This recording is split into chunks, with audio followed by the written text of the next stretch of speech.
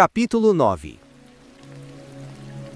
Cole estava revirando inutilmente uma caixa de transistores bipolares, achando-se um idiota, pois deveria estar dormindo. Já devia ser quase meia-noite, tinha trabalhado duro o dia todo para o Sr. Blue e ainda tinha que arrastar seu traseiro cansado por mais 6 horas, fazendo o mesmo. Estava cansado, tudo porque o último idiota que andou pelo planeta com uma caixa de ferramentas fez tudo errado. Não é minha culpa, pensou de repente, que o tonto não conectou os leads nos MOSFETs antes de instalá-los. E os condutos externos são uma porcaria. Ele não entende o sistema de instalação do planeta. Imbecil incompetente.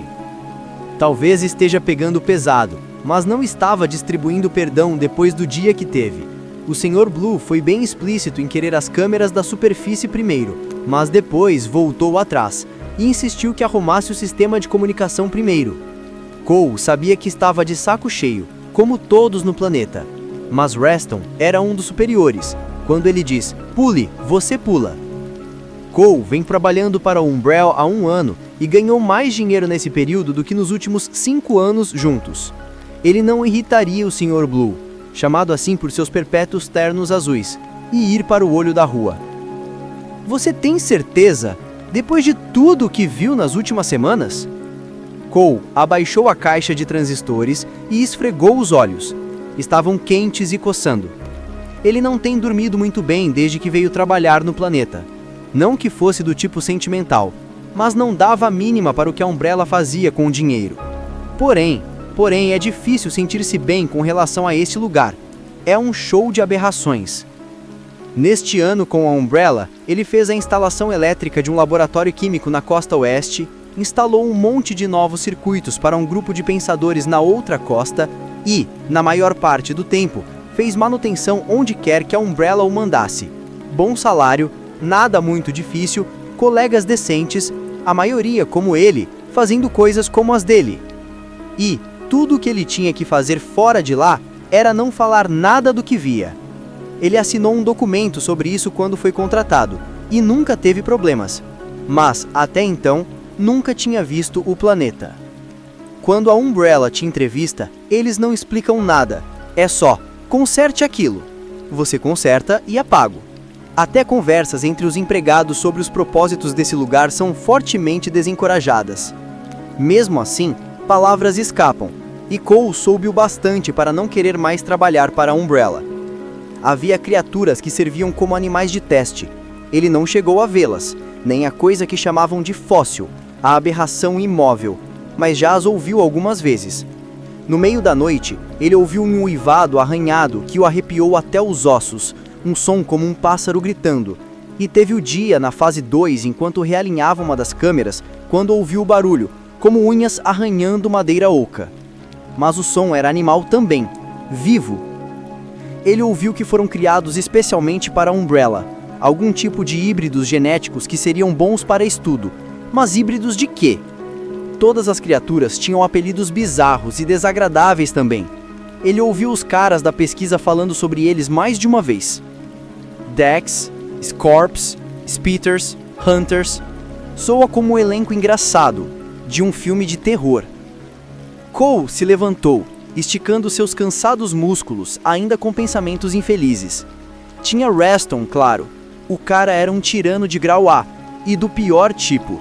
O tipo com muito poder e sem nenhum pingo de paciência. Cole estava acostumado a trabalhar com o tipo manipulador, mas o Sr. Blue era demais para sua zona de conforto. O homem era intimidador como todo o inferno. Mas isso não é o pior, é. Ele suspirou, olhando em volta para as 12 celas alinhadas na sala, 6 de cada lado. Não, o pior estava à sua frente. Cada cela tinha uma cama, uma bacia sanitária e uma pia. E amarras nas paredes e nas camas. E o bloco de celas estava a menos de 6 metros da antessala do primeiro ambiente, onde as portas têm travas do lado de fora. Depois disso, eu penso seriamente nas minhas prioridades. Eu economizei o bastante para uma folga, para ganhar perspectivas. Cole suspirou. Isso será bom para mais tarde. Por enquanto, só precisa de dormir. Ele virou e andou para a porta desligando as luzes ao abri-la. E lá estava Reston, apressando-se pela curva do corredor que levava aos elevadores, parecendo extremamente preocupado. Droga, o que foi aquilo? Ao vê-lo, Reston praticamente correu até ele, seu terno azul amassado, o que era fora do comum, seu pálido olhar para a direita e para a esquerda. Henry! Reston ofegou e parou na frente dele, suspirando forte. Graças a Deus! Você tem que me ajudar! Há 2 homens, assassinos. Eles invadiram e estão aqui para me matar, e eu preciso da sua ajuda. Cole ficou mais surpreso com a aparência dele do que com o que foi dito. Ele nunca tinha visto Blue com o cabelo fora do lugar, ou sem aquele pequeno sorriso presunçoso, resultado de ser o dono de uma incrível fortuna. O quê? Reston respirou fundo, exalando lentamente. Desculpe, o planeta foi invadido. Há 2 homens aqui me procurando. Eles querem me matar, Henry. Eu os reconheci de uma tentativa frustrada há menos de 6 meses. Eles postaram um homem na superfície e eu estou preso. Eles vão me achar. E ele parou, sufocado, e estava tentando não chorar. Cole o encarou, pensando. Ele me chamou de Henry. Por que estão tentando te matar? Ele perguntou. Eu comandei uma operação contra uma rebelião hostil, uma companhia de empacotamento. O homem que prendemos era instável e jurou que me pegaria. E agora eles estão aqui, trancando todos no refeitório bem agora, mas só estão atrás de mim. Eu já pedi ajuda, mas não chegarão a tempo. Por favor, Henry, você me ajuda? Eu faço valer a pena, eu te prometo. Você não precisará mais trabalhar. Seus filhos não precisarão ter que trabalhar. O apelo nos olhos de Reston era desconcertante. Nem teve como dizer que não tinha filhos. Estava aterrorizado, seu rosto enrugado, seu cabelo prateado arrepiado em mechas. Mesmo sem a oferta monetária, Cole teria oferecido ajuda. Talvez. O que você quer que eu faça? Reston meio que sorriu de alívio, na verdade, esfregando o braço de Cole. Obrigado, Henry. Obrigado. Eu não tenho certeza. Se você puder, eles só querem a mim. Se você puder distraí-los de alguma forma... Ele franziu, seus lábios tremendo, e olhou atrás de Cole para a pequena sala que marcava a entrada dos ambientes. Essa sala, ela tem uma trava do lado de fora e dá na Umbrella. Se você puder atraí-los e entrar na Umbrella, eu poderia trancá-los lá dentro. Trancar a ala inteira assim que você sair. Você vai direto para 4 e sai pela ala médica. Eu destrancaria assim que você sair. Cole acenou em certuzão. Deveria funcionar, exceto porque eles não te conhecem. Digo, eles devem ter uma foto sua, não? Eles não saberão, só te verão por uns segundos. Quando eles fizerem a curva, você já terá ido. Assim que entrarem, eu apertarei os controles. Eu posso me esconder na área das celas. Os olhos de Reston estavam boiando, brilhando com lágrimas não derramadas. Ele estava tão desesperado, planos iam e vinham e esse não era tão ruim.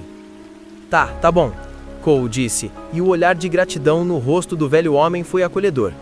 Quase. Seria se ele fosse um ser humano decente. Você não vai se arrepender disso, Henry. Reston disse, e Cole acenou, incerto sobre o que dizer. Você ficará bem, Sr. Reston, disse finalmente, desconfortável. Não se preocupe. Tenho certeza que sim, Henry, Reston disse, e virou, andando para o escuro bloco de celas sem mais nenhuma palavra.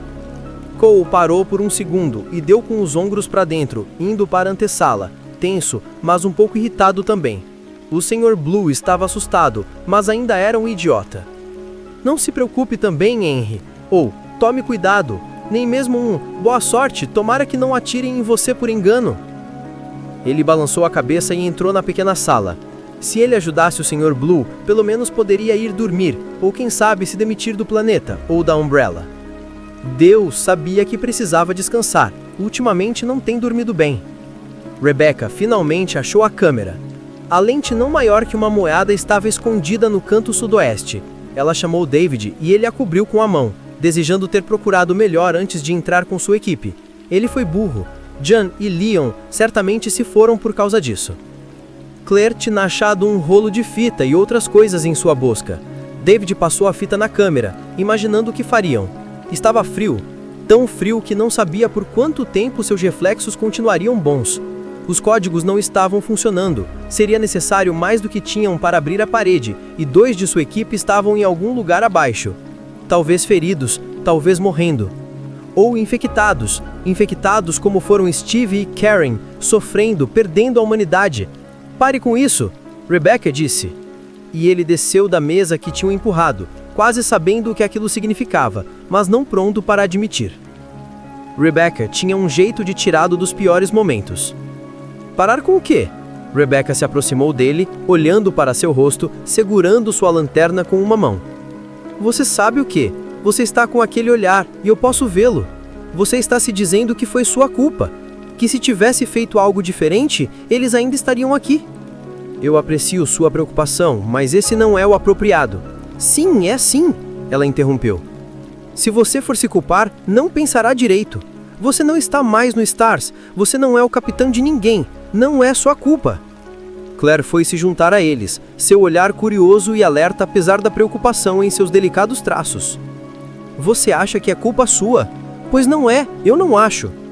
David jogou as mãos para o alto.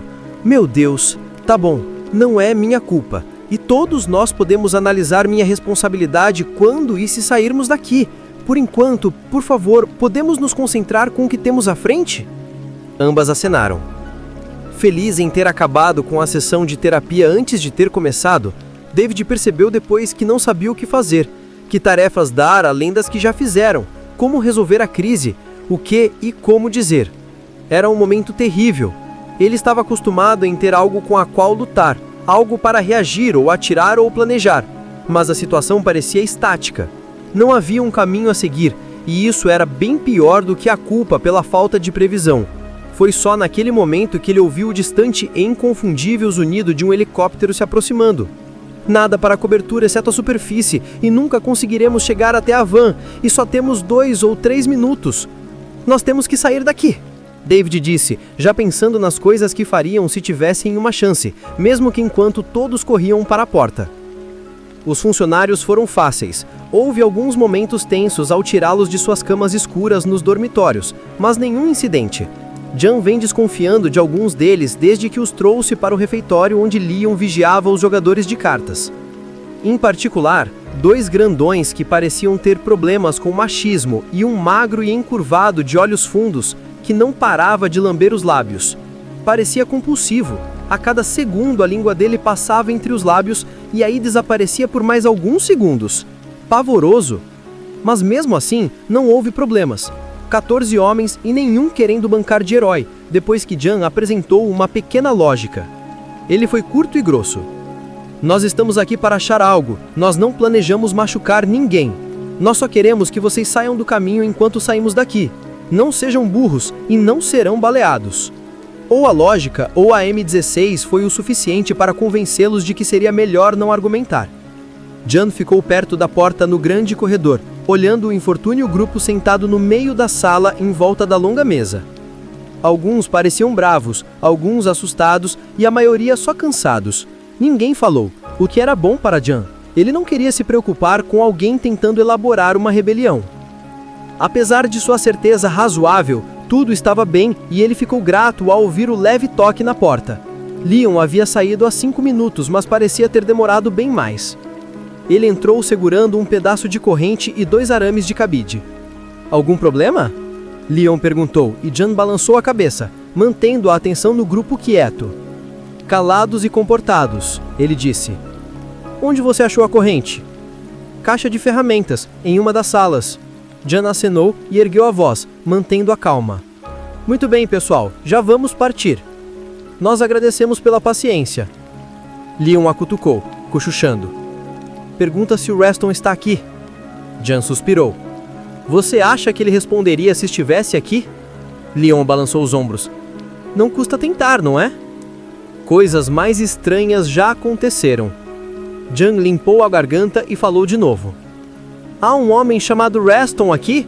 Nós só temos uma pergunta. Não iremos machucá-lo. Os homens olharam para os dois e Jan imaginou por um segundo se eles sabiam o que faziam lá. Se eles sabiam o que a Umbrella fazia.